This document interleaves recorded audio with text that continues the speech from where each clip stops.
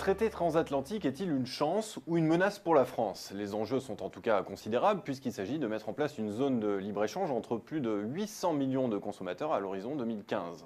Et selon les prévisions, ce traité permettrait de gagner entre 0,1 et 0,5 points de PIB par an en Europe. François Hollande semble lui croire qu'il s'agit bien d'une chance. Il a affirmé son souhait de voir les négociations aboutir au plus vite lors de sa dernière visite d'État aux États-Unis. Et mon invité est lui aussi sur cette même ligne. Bonjour Vincent Champin. Bonjour. Alors, je rappelle que vous êtes cofondateur du think tank l'Observatoire du long terme. Alors, première question, ce traité transatlantique, il a beaucoup de détracteurs. Je vais citer par exemple Xavier Bertrand, que l'on ne peut pas vraiment soupçonner d'être un protectionniste, qui disait que c'était un piège. Alors, faut-il en avoir peur? L'Observatoire du long terme, il s'est donné une mission, c'est d'aider les sujets de long terme, les débats de long terme à avoir leur place dans le débat public. Là, on est typiquement sur un sujet où on va construire un pont. Un accord commercial, c'est un pont, on va pouvoir échanger plus facilement. C'est une négociation, ça veut dire qu'il y a des points sur lesquels on a envie d'avoir des améliorations, nos partenaires aussi, on va discuter entre les deux. Mais si vous regardez les grands chiffres, il y a toutes les chances de penser qu'en termes de bénéfices, de croissance, ce soit positif. Il y avait une étude qui a été faite par le CEPI qui montrait que si vous arrêtiez tout le commerce international, parce qu'à la limite, on pourrait dire, si le traité est une menace, à la limite, fermons toutes les frontières, chaque ménage perdrait de l'ordre de 300 euros par mois, 3 000 euros par an, pour un ménage moyen. Donc la première chose sur ce traité, c'est que globalement, ça va faire du pouvoir d'achat. Chaque personne qui en bénéficiera aura en gros l'équivalent de 500 euros de pouvoir d'achat en plus. Après qu'il faille un débat, que dans ce débat, chacun s'exprime, que les ONG spécialistes d'un domaine ou un autre, les fédérations des différents secteurs expriment leur point de vue, c'est une très bonne chose. C'est une très bonne chose que ce débat ait lieu. Mon souci pour l'Observatoire du long terme, c'est que dans ce débat-là, le long terme ne soit pas l'otage. C'est-à-dire qu'on ne finisse pas par constater que comme il y a des difficultés, on arrête tout.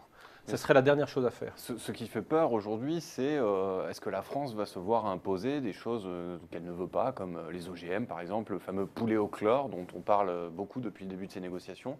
Vous en pensez quoi?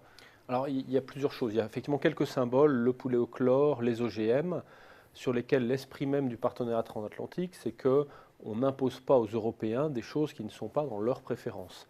Et d'ailleurs, le commissaire Karel de Gucht s'est exprimé sur ces sujets en disant qu'au moins pour l'un d'entre eux, il était hors de question que ça se fasse. Le deuxième point, c'est que ce traité, il donnera lieu, avant d'être appliqué, à un vote du Parlement européen. C'est-à-dire que si les parlementaires européens ne le votent pas, il ne passera pas. Donc on ne va pas se faire imposer. C'est-à-dire qu'on a des représentants, et vraiment, vous regardez les parlementaires européens, il y a toutes les couleurs représentées qui seront là pour protéger les intérêts des gens qui nous ont élus. Et troisième point, si vous allez aux États-Unis, allez passer 15 jours aux États-Unis, est-ce que vous vous sentez menacé? Bon, c'est clair que si vous allez au supermarché, vous allez être déçu au rayon fromage. Il y a du cheddar partout, de couleurs différentes. Donc ça c'est plutôt une question de préférence. Moi, je n'aurais pas envie de passer de la mimolette, du camembert, et probablement pas mal d'Américains ne veulent pas nécessairement en acheter. Et ça, le traité ne va pas y toucher. En revanche, vous n'êtes pas menacé, vous n'êtes pas dans un pays à risque. Donc à part les quelques points qui ont été évoqués et qui feront l'objet d'une négociation et sur lesquels, évidemment, il y a une garantie de protection des consommateurs, attaquer cette négociation en disant que c'est surtout une montagne de risques, c'est faire insulte aux millions de personnes qui vont passer des vacances aux États-Unis. Ils ne reviennent pas avec des problèmes de santé majeurs. Mais pour les entreprises françaises, elles risquent de voir arriver quand même la concurrence des Américains sur des secteurs où elle est plutôt spécialisée, la santé, l'agriculture. On voit bien l'intérêt que peut avoir le Royaume-Uni, par exemple, avec la finance. On voit l'intérêt que peuvent avoir les Allemands qui ont des entreprises plutôt compétitives. Mais la France, ce n'est pas un danger pour la France?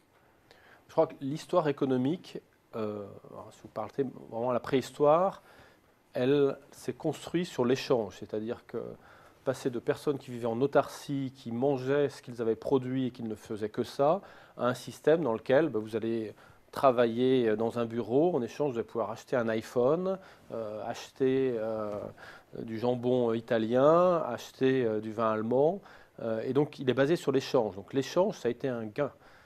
Donc, dans le cadre que vous citez, il y a des marchés où effectivement il va y avoir des marchés qui vont s'ouvrir, donc des droits de douane qui vont être baissés, des normes qui vont être simplifiées. À l'inverse, pour beaucoup d'entreprises, ça va être une opportunité majeure d'exporter aux États-Unis, évidemment.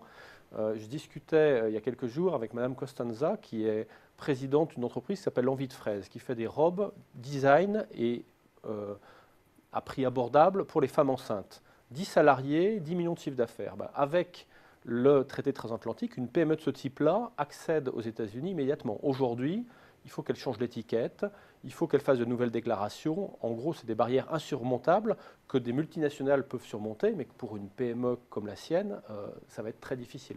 Alors je reprends encore les arguments des détracteurs pour vous faire réagir. Il y aurait une crainte aussi de se voir imposer le modèle américain dans tout ce qui est normes sociales, droit du travail. Vous en pensez quoi, là encore? Ce sont des arguments recevables, c'est possible? Les sujets, le droit social n'est pas d'abord une compétence qui est nationale, ce n'est pas une compétence communautaire. Donc on ne va pas avoir un traité européen qui impose un droit social différent de celui qu'on a. Premier point. Deuxième point, ce n'est pas quelque chose qui est dans la négociation.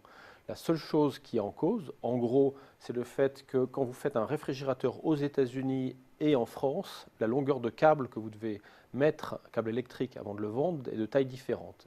L'idée, c'est qu'il y ait une taille comparable. Par ailleurs, il y a des droits de douane, c'est-à-dire qu'il y a des taxes prélevées par les États dans un sens et dans l'autre, qui in fine d'ailleurs sont payées par les consommateurs. Ces taxes vont être abaissées, c'est tout. Donc on est dans le fantasme quelque part, dans le peu du débat qu'on a ici en France? Non, je pense que c'est bien qu'il y ait un débat, je pense que c'est bien que chacun s'exprime. Je pense qu'il y a des sujets de négociation, donc effectivement, est-ce qu'il faut aller plus vite ou moins vite dans certains secteurs, être conscient des risques, avoir aussi un effort de démocratie, d'ouverture. Il y a eu un effort de la Commission au niveau national pour inclure les ONG, les associés, parce qu'effectivement, sur un sujet comme ça où les consommateurs se posent des questions, c'est normal que ces personnes s'expriment, que ce ne soit pas uniquement des associations professionnelles qui fassent...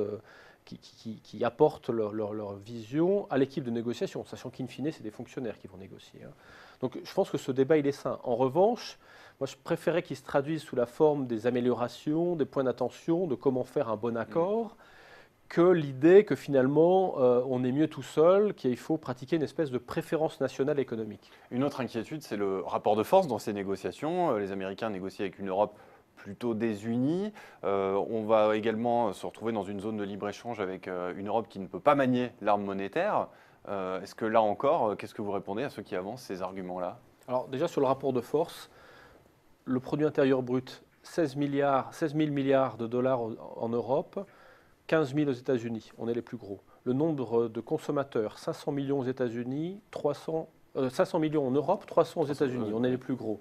La balance commerciale, elle est favorable à l'Europe, c'est-à-dire l'Europe exporte plus aux États-Unis que les États-Unis n'exportent en Europe. Et par ailleurs, en termes de négociation, il y a de part et d'autre une équipe de négociateurs unifiés qui a eu un mandat. Donc on est plutôt à égalité, et sur pas mal d'indicateurs, on est plutôt au-dessus. Alors c'est vrai que la faiblesse de l'Europe pourrait être des divisions, mais vous savez, aux États-Unis, entre l'Ohio, qui a une sensibilité particulière, l'Idaho, qui a une sensibilité particulière pour la pomme de terre, et la Californie, qui est plutôt high-tech, vous avez aussi des États qui s'exprimeront par le biais de leurs représentants, qui ont aussi des avis qui varient. Eh bien, Vincent Champin, merci de cet éclairage sur le traité transatlantique qui doit sans doute voir le jour à l'horizon 2015. Les négociations sont en cours et puis les débats se poursuivent. Alors, même si vous appelez à plus de débats pour que chacun s'exprime sur ces questions, merci encore d'être venu sur Xerfi Canal. Merci.